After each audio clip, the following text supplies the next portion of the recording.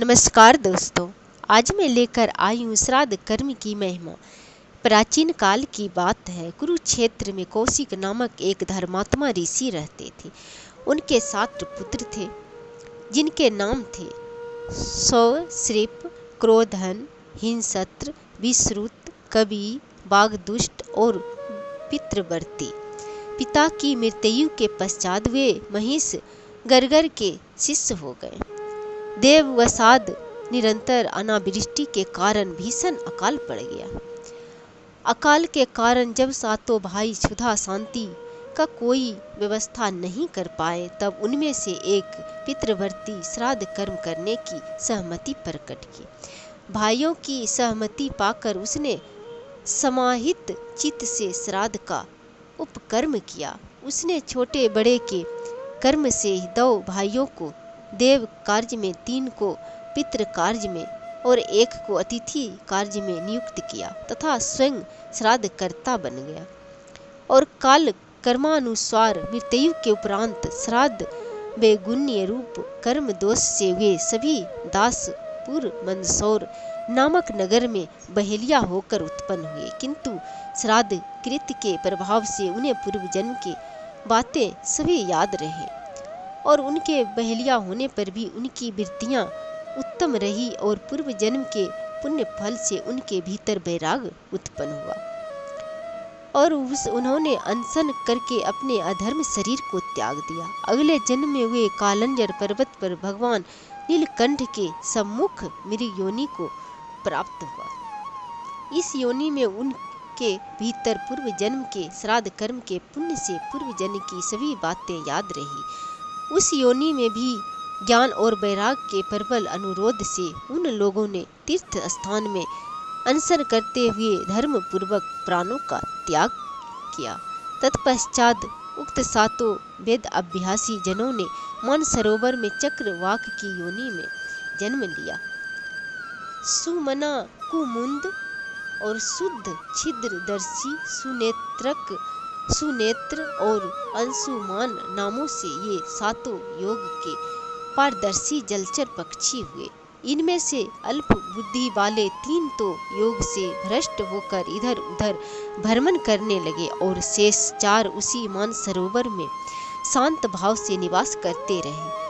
उसी समय इन पक्षियों ने एक महान वैभवशाली पंचाल नरेश को अपने क्रीडो उद्यान में स्त्रियों के साथ विहार करते हुए देखा। उस शोभाशाली राजा को देखकर उन जलपक्षियों में एक को, जो पितृभक्त श्राद्धकर्ता पितृवर्ती नामक ब्राह्मण था, राज प्राप्ति की आकांक्षा उत्पन्न हो गई।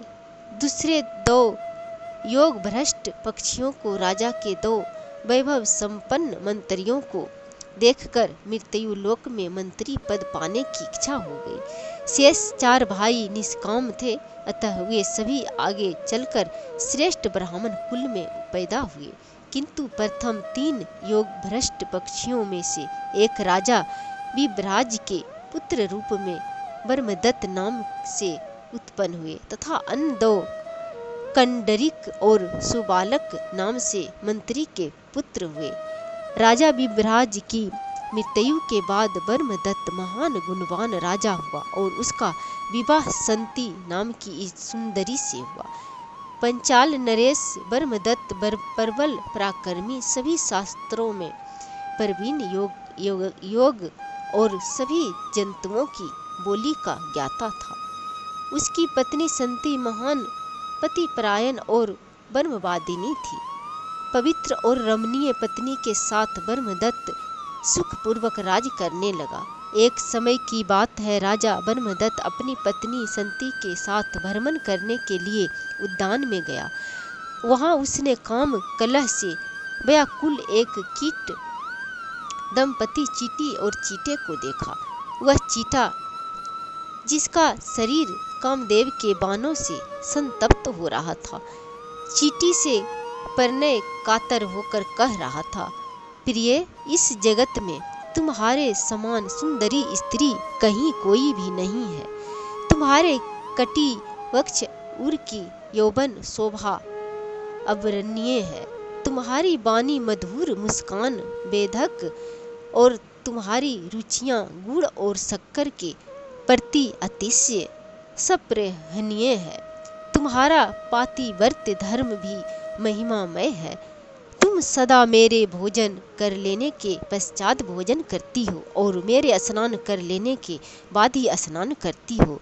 मेरा कुछ ही समय के लिए परदेश चला जाना तुम्हें दीनहीन बना देता है और मेरा किंचित क्रुद्ध होना भी तुम्हें अतिशय कातर कर देता है। कल्याणी, बतलाओ तो सही किस कारण से तुमने मान कर रखा है मुझसे दूर दूर रहने का कारण क्या है। चींटे के इन उदागरों से और अधिक आग बबूला होती हुई चींटी कह रही थी, रे सठ, तुम क्यों मुझसे व्यर्थ बकवाद कर रहे हो। धूर्त, अभी कल ही तुमने मेरा परित्याग करके लड्डू का चूर्ण ले जाकर दूसरी चींटी को नहीं दिया था। चींटा कह रहा था, श्रेष्ठ और मन को भाने वाली मेरी प्रिय भामिनी, तुम मेरे इस एक अपराध को क्षमा कर दो। मैं इसकी पुनरावृत्ति कभी नहीं करूँगा। मैं ऐसा फिर कभी नहीं करूँगा। मैंने तुम्हारे रंग रूप के सादृश्य के कारण भूल से दूसरी चींटी को मोदक चूर्ण दे दिया था। मैंने सत्य की दुहाई देता हूँ, तुम्हारे चरण छूता हूँ, मुझ पर प्रसन्न हो जाओ। राजा ब्रह्मदत्त चींटी और चींटे के संवाद को सुनकर हंसने लगे।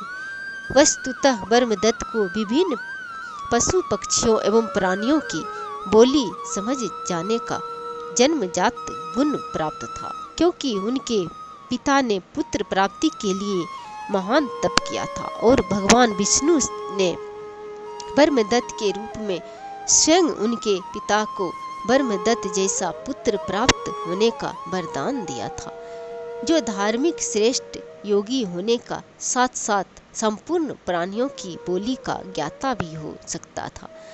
ब्रह्मदत्त को कीट दंपति के बीच में चलने वाली प्रणय लीला को देखकर जब हंसी आ गई तो महारानी संती ने यह समझा कि राजा उनका परिहास कर रहे हैं और उक्त हंसी का रहस्य जानने के लिए वे हठ करने लगी। राजा ने उन्हें इसका वास्तविक कारण तो बतला दिया, पर रानी को उस पर विश्वास नहीं हुआ। राजा रानी को सहमत न कर पाने की स्थिति में अत्यंत दुखी हो गए और स्वयं श्री हरि के समक्ष 7 रात तक आराधना करते हुए बैठे रह गए। भगवान विष्णु ने उन्हें सपने में दर्शन देकर कहा, राजन, प्रातः काल तुम्हारे नगर में घूमता हुआ एक वृद्ध ब्राह्मण जो कुछ कहेगा उसके वचनों से तुम्हें सारा रहस्य ज्ञात हो जाएगा। यो कहकर भगवान विष्णु अंतर्ध्यान हो गए। वास्तविकता यह थी कि 7 चक्रवाक जो किसी जन्म में 7 भाई थे, उनमें से 3 तो योग भ्रष्ट होकर अपनी इच्छाओं के अनुरूप कर्मशः राजा ब्रह्मदत्त तथा मंत्री कंडरीक और सुबालक हुए, पर शेष 4 चक्रवाक उसी ब्रह्मदत्त के नगर में एक वृद्ध ब्राह्मण के पुत्र रूप से उत्पन्न हुए थे। वे जाति सुमरन बने रहे और धृतमान, तत्वदर्शी, विद्याचंड एवं तपोत सुक इन 4 नामों से लोक में प्रसिद्ध हो गए। बचपन से ही वैराग एवं तपस्वी की प्रवृत्ति के कारण इन 4 भाइयों ने अपने पिता सुदरिद्र से एक दिन कहा, पिताजी, हम लोग तपस्या करके परम सिद्धि प्राप्त करना चाहते हैं। उनके इस कथन को सुनकर महातपस्वी सुदरिद्र दीन पानी में बोले, पुत्र, यह कैसा बात कर रहे हो। मुझ दरिद्र पिता को छोड़कर तुम लोग वनवासी होना चाहते हो। मेरा परित्याग करने से तुम्हें कौन सा धर्म होगा और कौन सा पुण्य की प्राप्ति होगा। तुम्हारी क्या गति होगी, यह तो महान अधर्म है।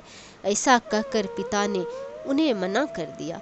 यह सुनकर उन बचनों ने कहा कि पुत्र ने यह वचन कहा कि तात, हम लोगों ने आपके जीविका उपार्जन का प्रबंध कर दिया है। यदि आप प्रातः काल राजा ब्रह्मदत्त के समक्ष जाकर इस श्लोक का पाठ कीजिए तो राजा आपको प्रचुर धन संपत्ति एवं सहस्त्रों ग्राम प्रदान करेंगे। श्लोक पढ़कर और यह श्लोक राजा के समक्ष रखेंगे तो राजा अनेक सहस्त्रों गांव आपको प्रदान करेंगे।